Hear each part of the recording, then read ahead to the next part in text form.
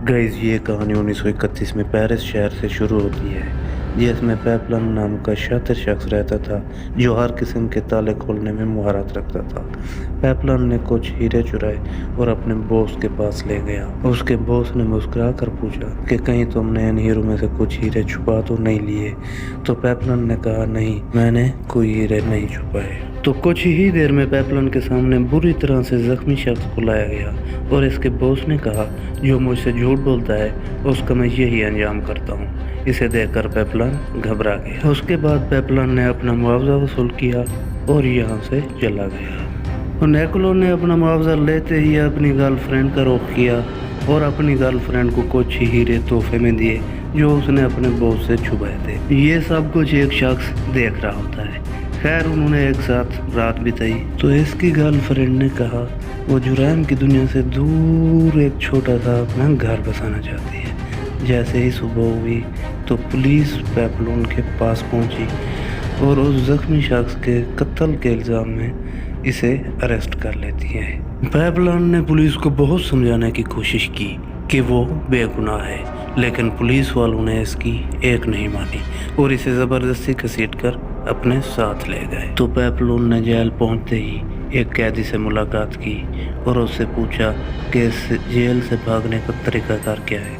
कैदी ने बताया कि जेल से भागने के लिए पैसों की ज़रूरत है और साथ ही देगा कैदी की तरफ इशारा किया और कहा, ये तुम्हें बचा पाएगा, इसके पास बहुत पैसा है। नसीब की बात, अगले दिन देगा भी जाली नोट बनाते पकड़ा गया। अगले दिन तमाम कैदियों को कश्ती की मदद से पेनल कॉलोनी की एक जेल मुंतकिल किया जाने लगा। जैसे ही रात हुई तो पेपलन ने देगा से कहा कि मैं पैसों के बदले जेल में तुम्हारी सुरक्षा कर सकता हूँ, लेकिन देगा ने पेपलन की ये ऑफर ठुकरा दी।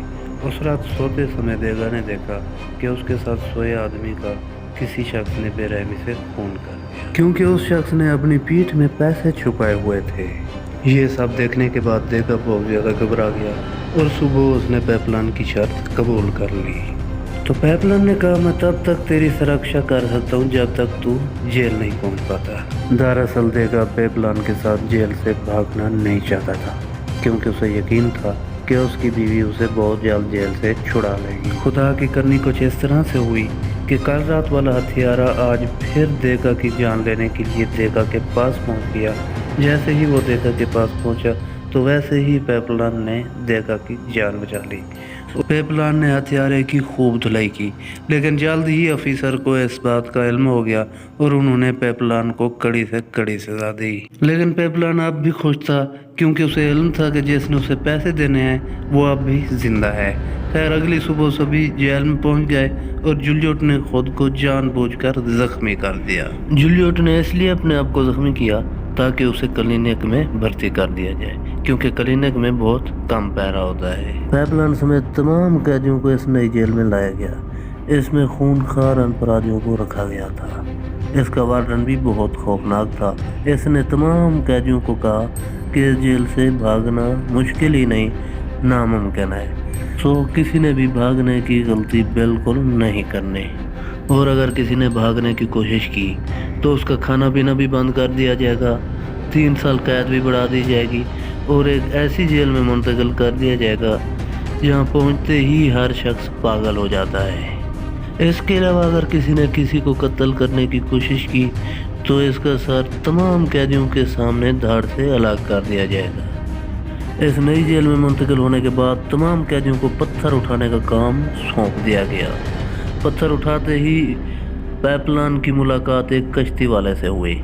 पेपलन ने कश्ती वाले से कहा, अगर तू मुझे कश्ती दे देता है तो तुझे मैं ढेर सारा पैसा दूंगा। डील डन हो जाती है और शाम को पेपलन ने इस कश्ती वाले से मिलना होता है कि सारे प्लान की खबर एक खतरनाक कैदी को लग जाती है जो देगा पर हमला करता है और उससे पैसे छीनने की कोशिश करता है। पहले की तरह अब भी पेपलन इस कैदी को धूल चटाता है और देगा को इससे बचा लेता है। तमाम तर सूरत हाल देखकर देगा बहुत ज़्यादा घबरा जाता है और वो यही सोचता है कि खुदा न खास्ता अगर पेपलन ना होता तो इनने मुझे 1 मिनट भी नहीं जीने देना होता। इसीलिए अब देगा भी यही फैसला कर लेता है कि अब वो भी पेपलन के साथ भागेगा। صبح ہوتے ہی ایک آدمی کو لایا جاتا ہے اور تمام قیدیوں کے سامنے اس کا سر دھڑ سے الگ کر دیا جاتا ہے، کیونکہ یہ قیدی بھاگنے کی کوشش کر رہا تھا اور راستے میں اس سے 2 گارڈز کی ہتیا ہو گئی۔ اس کے بعد وارڈن نے پیپلن اور ڈیگا کو جولیٹ کی لاش لے کر شمشان جانے کا حکم دیا، پر راستے میں اچانک ڈیگا الٹیاں کرنے لگا کیونکہ ڈیگا نے آج تک کسی کی لاش ہی نہیں دیکھی تھی۔ پیپلن نے اسے سمجھانے کی بہت کوشش کی لیکن کوئی فرق نہیں پڑا۔ گارڈ نے ڈیگا سے کہا کہ اس لاش کو اٹھاؤ، لیکن ڈیگا نہیں مانا، جس سے گارڈ اس پر کوڑے برسانے لگا۔ پیپلن یہ صورتحال دیکھ کر اپنے غصے پر قابو نہ پا سکا۔ اس نے ایک پتھر اٹھایا اور گارڈ کے سر میں مار دیا۔ گارڈ گر پڑا اور پیپلن بھاگ گیا، لیکن ڈیگا ڈر کے مارے وہیں کا وہیں پڑا رہا۔ پر پیپلن کسی قسم کی پرواہ نہ کرتے ہوئے کشتی والے کے پاس پہنچا اور کشتی والے کے پاس پہنچتے ہی کشتی کا مطالبہ کیا۔ جیسے ہی پیپلن نے کشتی کا مطالبہ کیا تو کشتی والا زور زور سے ہنسنے لگا۔ جیسے ہی پیپلن نے پیچھے مڑ کر دیکھا تو اسے چاروں طرف گارڈز نے گھیرا ہوا تھا، جس سے ثابت یہ ہوتا ہے کہ بھاگنے والے قیدیوں کی اطلاع یہی کشتی والا ہی وارڈن کو دیتا تھا، جس کے بدلے وہ کافی سارے پیسے بھی لیتا تھا۔ کچھ سمے بعد پیپلن کو واپس جیل منتقل کیا گیا۔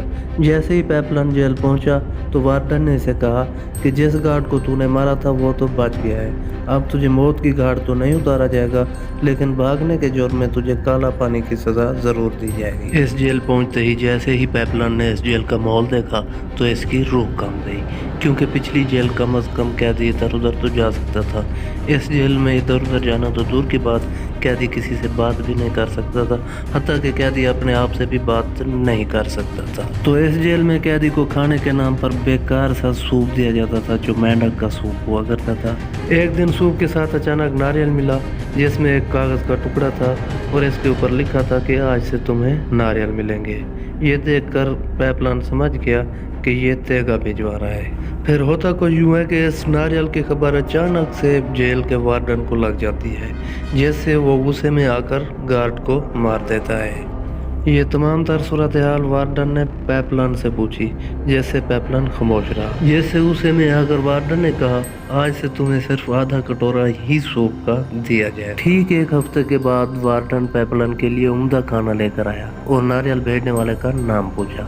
اس بار بھی پیپلن نے کوئی جواب نہیں دیا، جس سے وارڈن مزید غصے میں آیا اور باقی کی سزا اندھیرے میں کاٹنے کا حکم دیا۔ وارڈن کے اس رویے سے پیپلن کی حالت اب بد سے بدتر ہو گئی تھی، کیونکہ اسے نہ ہی ڈھنگ کا کھانا ملتا تھا اور نہ ہی کسی سے بات کرنے کا موقع۔ آس پاس کے اندھیرے نے تو اسے ذہنی مریض بنا دیا تھا۔ پیپلن اتنا کمزور ہو گیا تھا کہ اب وہ ہل بھی نہیں سکتا تھا، جس سے پیپلن کو ہاسپٹل منتقل کرنا پڑا۔ اتفاق سے ڈیگا بھی اسی جیل میں کام کرنے لگا تھا۔ پچھلے 1 سال سے اس نے وارڈن کا پوری طرح سے بھروسہ جیت لیا۔ جیسے ہی ڈیگا پیپلن سے ملنے آیا تو اسے پتہ چلا کہ پیپلن پاگل ہونے کا ناٹک کر رہا ہے۔ پیپلن کے اس ناٹک پر اسے دوبارہ عام جیل میں منتقل کیا جاتا ہے، جس سے پیپلن اور ڈیگا 2 قیدیوں کا سہارا لے کر دوبارہ بھاگنے کا منصوبہ بنانے لگتے ہیں۔ پلان کے مطابق ڈیگا فلم دیکھتے آفیسرز کے لیے شراب لے کر گیا اور اس نے بڑی چالاکی سے شراب میں نشے کی گولی ملا دی۔ جیسے ہی افسران نے شراب نوشی کی تو ویسے ہی وہ سو گئے، بس ان کے سونے کی دیر تھی۔ انہوں نے چابیاں وغیرہ چرا کر بھاگنے کی کوشش کی۔ ابھی بھاگ ہی رہے تھے کہ اچانک سے راستہ ختم ہو گیا۔ اب ندی پار کرنے کے لیے نیچے کود ہی رہے تھے کہ اچانک لائٹ آ گئی، جس سے ڈیگا ڈر گیا اور زوردار چھلانگ لگا دی۔ زوردار چھلانگ لگانے کی وجہ سے ڈیگا زخمی ہو گیا۔ اب ڈیگا کو انہوں نے بڑی مشکل سے اٹھایا اور اس کشتی کے پاس پہنچ گئے جو انہوں نے خریدی تھی۔ جیسے وہ کشتی کے پاس پہنچے تو کشتی وزن کم اٹھا سکتی تھی، جس سے سیلر قیدی نے ان پر حملہ کیا اور انہیں مارنے کی کوشش کی۔